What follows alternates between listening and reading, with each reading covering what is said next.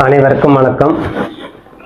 கடகராசி அன்பர்கள் 19/4/2026 முதல் 25/4/2026 வரை சித்திரை மாதம் 6ஆம் தேதி முதல் சித்திரை மாதம் 12ஆம் தேதி வரைக்கும் உண்டான இந்த வாரத்துக்குண்டான கடகராசிக்கு எப்படி இருக்கு பாருங்க. இந்த ராசியில அடங்கிய நட்சத்திரம்,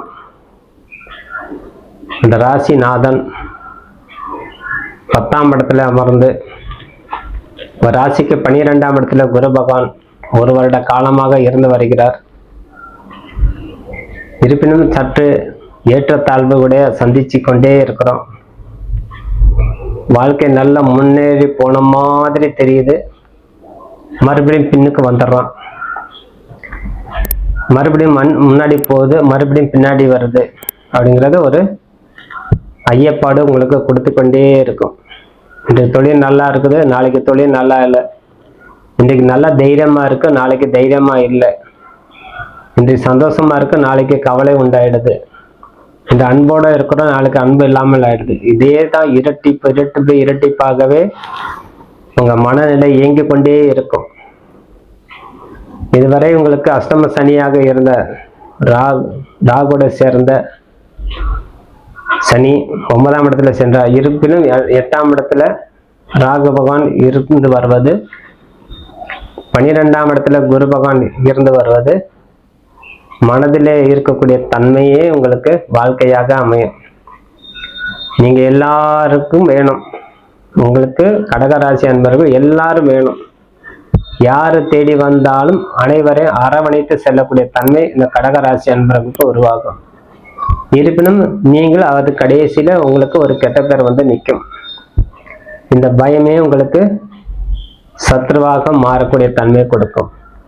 சூரிய பகவான் உங்க 2ஆம் அதிபதி உச்ச பலத்தோட சுக்கிரனோடு சேர்ந்து இருப்பது தனப்பிராப்தம் அதிகரிக்கும், பொருளாதாரம் மேன்மை அடையும், தொழில் சிறப்படையும், புதிய தொழில் தொடங்கலாம், புதுசா ஏதேனும் உருவாக்கணும்னா உருவாக்கி கொள்ளலாம், வண்டி வாகனம் வாங்கி கொள்ளலாம், புதிய இடம் வீடு போன்றவற்றை வாங்கி கொள்வது சிறந்தது. அத்தனை யோகம் கொடுக்கும். சுக்கிரன் சேர்ந்து உங்கள் ராசிக்கு 10ஆம் இடத்துல இருக்கும்போது தொழில புதிய கண்டுபிடிப்பு மாதிரி, இந்த தொழில் செய்தால் நல்லா இருக்கும், அந்த தொழில் செய்தால் நல்லா இருக்கும் அப்படின்னு உங்களுக்கு மனதில் ஒரு உதயமாகும். இருப்பினும் ஜாயிண்டா செய்யாதீங்க, உங்களுக்கு பிற்காலத்தில் ஒரு ஏமாற்றத்தை நீங்க சந்திக்க வேண்டி வரும். நீங்க எந்த தொழில் செய்யறதாக இருந்தால் தனிப்பட்ட முறையில செய்து கொள்ள வேண்டும். இதனால் உங்களுக்கு நன்மதிப்பு உருவாகும். கூட்டோட தொழில் உங்களுக்கு ஒத்து வராது. உங்களுக்கு ஏற்படக்கூடிய ஒரே ஒன்று, திடீர்னு வரக்கூடிய மன விருத்தி, கோபம் மொத்தமாவே விட்டுட்டு வந்துடுவீங்க. அதுவே எவ்வளவு பணம் நீங்கள் லாஸ் ஆனாலும் அதை பத்தி நீங்க கண்டு கொள்ள மாட்டீங்க. அதனால் லாபமோ நஷ்டமோ உங்களுக்குள்ளே நீங்க வைத்துக் கொள்ள வேண்டும்.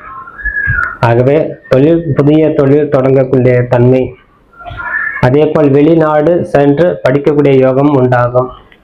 அரசு சார்ந்த துறையில இருக்கிறவர்களுக்கு நல்ல பதவி உயர்வு கிடைக்கக்கூடிய தன்மை கொடுக்கும். அரசாங்கத்தில் தொழில் செய்தவர்கள் ஒப்பந்தம் செய்து கொண்டு தனியாக ஒரு தொழில் செய்து கொள்பவர்களுக்கு நன்மதிப்பு உருவாகும். அதனால் ஒரு பேர் புகழ் கிடைக்கும். மேலதிகாரிகளால் நம்மளுக்கு ஏற்படக்கூடிய பாராட்டுதலால் ஒரு பரிசு பொருட்கள் கொண்டு வந்து சேர்க்கும். இத்தனை அடையக்கூடிய தன்மை. செவ்வாய் பகவான் உங்களுக்கு 9ஆம் இடத்துல இருக்கிறார். 5க்கும் 10ஆம் அதிபதி செவ்வாய் புதனோட இணைந்து இருப்பது நல்ல புத்தி கூர்மை உருவாகும். புதிய சிந்தனைகள் வரக்கூடிய தன்மை. நேற்று இந்த வாழ்க்கையோட இன்றைய வாழ்க்கை நம்மளுக்கு இன்னும் கொஞ்சம் மேன்மையை ஆக்கி கொள்ளணும், மேற்படுத்தி கொள்ளணும் அப்படிங்கிறது உங்களுக்கு உருவாக்கி கொண்டே போகும். மன அழுத்தத்தை நீங்க கொஞ்சம் நிராசையாக வைத்துக் கொள்ளணும்.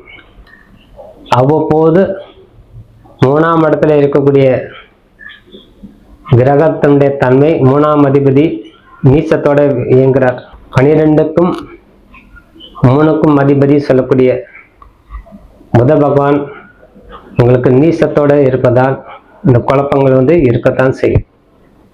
ஆகவே திருமணத்துக்கு உண்டான ஏற்பாடு செய்து கொள்ளலாம். மிக விரைவில் திருமணம் நடக்கக்கூடிய தன்மை உருவாகும். 12ஆம் இடத்துல இருக்கக்கூடிய குரு திருமணம் செய்வாரா அப்படிங்கிற ஒரு கவலை உங்களுக்கு இருக்கும்.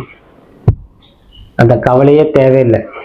சுக்கிர பகவான் சூரியன் சேர்ந்து 2ஆம் அதிபதி சுக்கிரனோட இணைந்து 9ஆம் இடத்துல புத பகவானும் செவ்வாய் இணைந்து இருப்பது திருமண பாக்கியம் கொடுக்கும்.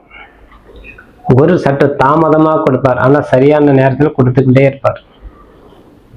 அவர் ஜீவமுக்தி பெறதுக்கு அந்த குருவுடைய வழிபாடு செய்தா ஜீவமுக்தி சொல்லுவோம். அப்ப முக்தி நிலை அடையக்கூடிய தன்மை இந்த குரு பகவான் நம்மளுக்கு ஒரு பக்குவத்தை உருவாக்குவார். வாழ்க்கை கொடுக்காம இருக்க மாட்டார். அனைவருக்கும் அனைத்து வளம் பெற்று வாழணும்னு சொல்லிதான் இறைவன் படைக்கிறார். ஒரு ஆண் படைத்தால் ஒரு பெண் படைத்தே தீர்வார். ஒரு பெண் படைத்தால் ஒரு ஆணை உருவாக்கி கொண்டே இருப்பார் இறைவன். சரிசமமாக உலகம் இயங்கும். அதுக்கு பேர் தான் லோக சமஸ்தா சுகினோ பவந்து சொல்றோம். அப்ப லோகம் க்ஷேமமா இருக்கணும்னா ஆண் பெண் இருவரும் சரியான முறையில தான் இருக்கும். நம்ம திருமணம் செய்து கொள்ள பாகுபாடு பார்க்குறோம்.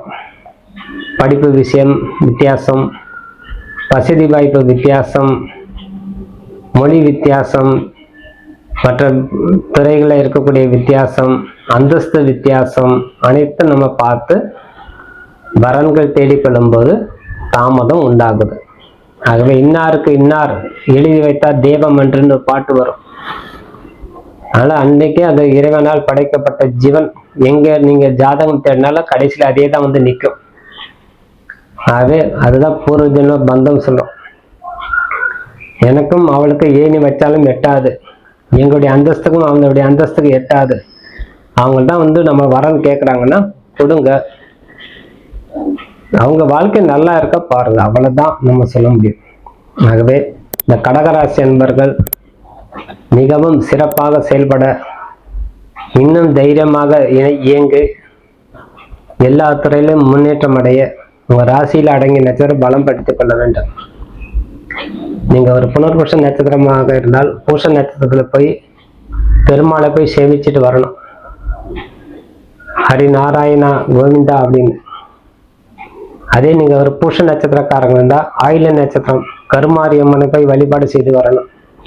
சர்ப்பம் சார்ந்த ஆலயம், நாகத்தம்மன் வழிபாடு, அது மாதிரி வழிபாடு செய்து வரும்போது, அல்லது பள்ளி கொண்ட பெருமாள் சில பாம்பு படுக்கையில் படுத்து கொண்டு இருக்கும் பெருமாளை போய் தரிசனம் செய்து வரணும். நீங்கள் ஒரு ஆயில நட்சத்திரக்காரர்கள் தான் மக நட்சத்திரம் தேர்வு செய்து சிவபெருமானை வழிபாடு, விநாயகர் வழிபாடு தவறாம செய்து வரணும்.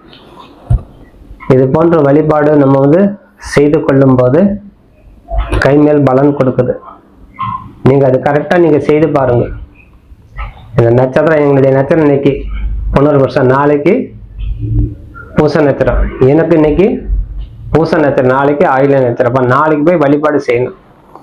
அந்த கணக்கு வைத்து ஜென்ம நட்சத்திரத்தோட 2வது நட்சத்திரமே அனைவருக்கும் பலம் கொடுக்கும் சொல்லி விடைபெறுகிறேன். நன்றி, வணக்கம். ஜெயபாலா, ஜெயபாலா, வாழ்க.